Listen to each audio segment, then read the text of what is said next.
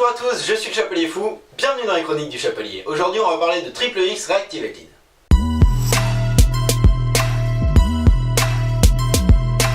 Triple X Reactivated, le troisième du nom donc, est un film de DJ Caruso avec énormément d'acteurs plus ou moins poilus au recasting. Donc déjà évidemment on a Vin Diesel, on a Donnie Yen, on a Deepika Padukone, on a Chris Wu, on a Ruby Rose, Tony Jaa, Nina Dobrev, Rory McCann, le limier dans Game of Thrones, Toni Collette, Samuel Jackson et tellement d'autres que je peux pas tous les citer. Quelques années après le premier Triple X, Xander Cage reprend du service et il doit se charger d'un appareil ultra puissant qui peut dans les grandes lignes contrôler n'importe quel satellite en orbite autour de la planète et le transformer basiquement en espèce de missile tactique ultra précis.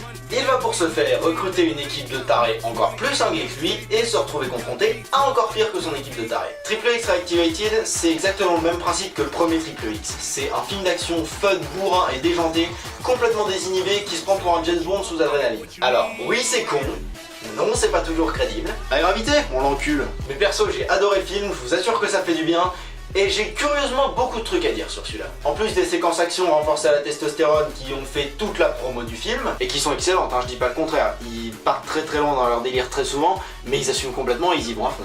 Je dois aussi parler des personnages, qui sont pratiquement tous excellents. Lui déjà il est excellent, lui il est excellent, lui bah c'est Donnie Yen. Y a pas besoin d'en dire plus, ceux qui le connaissent déjà savent pourquoi, ceux qui le connaissent pas, allez vite voir sa filmographie, parce que ce mec déchire, et pour vous donner un petit aperçu, le mec c'est le gars qui joue Chirrut dans Rogue One. Elle est excellente, elle est carrément épique. Ça envoie punchline sur punchline, ça part dans tous les sens et ça marche d'autant mieux que tous les acteurs s'éclatent à jouer leur rôle et que ça se sent. Par elle là, mais on y reviendra. Et il y en a un que pour le coup j'avais complètement oublié et que je m'attendais pas particulièrement à apprécier quand j'ai vu qu'il était dans le film, c'est Neymar Junior. Je suis pas du tout le foot, j'aime pas le foot et je m'intéresse absolument pas aux footballeurs.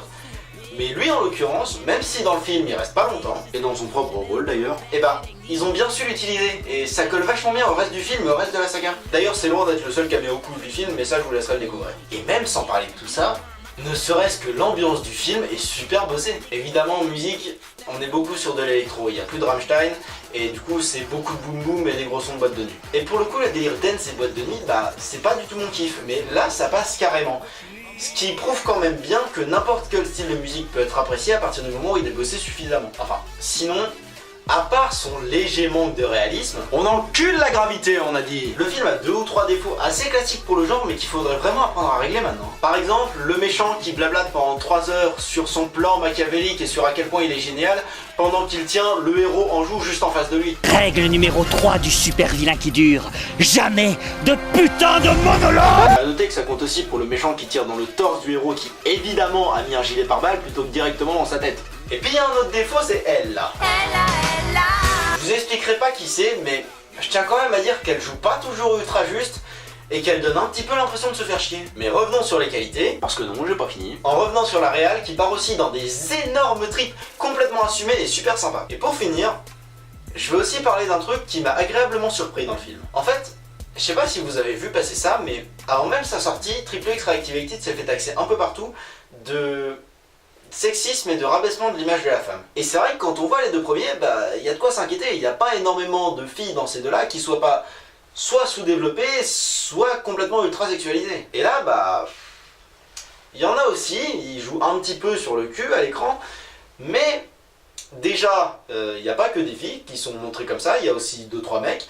Et ensuite, bah, dans le box des personnages principaux et secondaires, donc en gros ils doivent être une dizaine, j'ai compté au moins 4 personnages féminins et le moins qu'on puisse dire c'est qu'elles sont ultra badass, avec des personnalités au moins aussi développées que l'ensemble des mecs du film réunis. Avec des skills qui déchirent, avec une vraie fonction, avec des dialogues super cool et tout ce qui va avec. Et les seuls moments où on se tape des plans avec des dizaines de filles en bikini juste là parce que ta gueule, parce que oui on va pas se mentir, il y en a quand même, c'est dans des endroits où dans la vraie vie on appelle vraiment des filles en leur disant juste « viens à ma fête danser à moitié à poil, tu vas attirer du monde. » Genre gros stuff et boîte de nuit, d'où mon désintérêt. Et ça fait plaisir de voir que même ce genre de gros film d'action bourrin commence à devenir assez intelligent pour plus rabaisser ses personnages féminins comme le faisaient par exemple les 2 premiers Triple X qui sur ce plan là étaient franchement limite. Enfin voilà, je suis désolé, je suis un peu parti dans tous les sens pour cette chronique, mais retenez que Triple X Reactivated, c'est un film d'action fun et très bien géré qui part en couille dès qu'il en a l'occasion, un James Bond-like sous dubstep qui ferait exploser en quelques minutes à peine le bullshit-o-mètre de l'Icarian Rock, et un film que je vous recommande fortement si vous avez juste envie de passer une soirée sans trop vous prendre la tête. Moi je vais m'arrêter là, je vous propose de liker la chronique si elle vous a plu, de la disliker si elle vous a pas plu, de me mettre dans les commentaires vos avis sur le film ou sur la chronique, si vous avez des questions mettez-les aussi. Je vous propose de vous abonner à la chaîne, d'aller regarder les autres vidéos de la chaîne si vous êtes intéressé par le cinéma et pas que. Je vous propose également de partager la vidéo un maximum, c'est super important et ça me ferait plaisir. Et je peux également vous proposer, si vous avez 2 minutes, d'aller voir la page Facebook de la chaîne, je mettrai le lien juste en dessous dans la description. Moi je vous dis à la prochaine tout le monde, ciao.